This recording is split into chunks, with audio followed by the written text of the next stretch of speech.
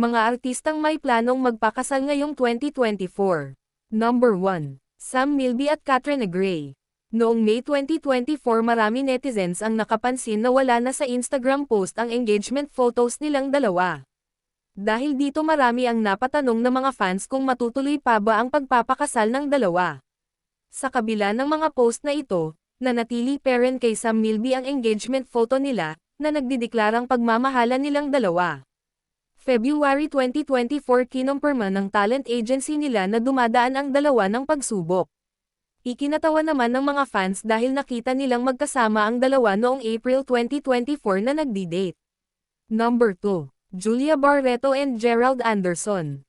Isa sa usap-usapan at matunog na magpapakasal na ngayong taon 2024 ang dalawa. Going strong ang kanilang relasyon matapos maisabpubliko ang kanilang relasyon noong March 2021, sa blog interview ni Karen Davila noong June 6, 2024 at napag-usapan nila ang tungkol sa kasal, para sa kanya hindi na raw nalalayo ang usapang kasal dahil umano sa handa na ito. Lahat na nga ng desisyon niya papunta sa aspeto na yon. Number 3. Andy Againman at Filmar Alipayo. Sa posibilidad na magpapakasal ang dalawa ngayong taon. Maraming aspeto na isaalang-alang. Isa na rito ang biglaang pagpanaw ng ina ng actress na si Andy na si Jacqueline Jose.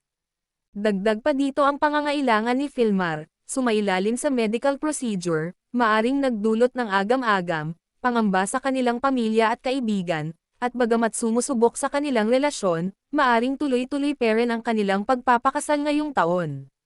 Please follow and share for more updates.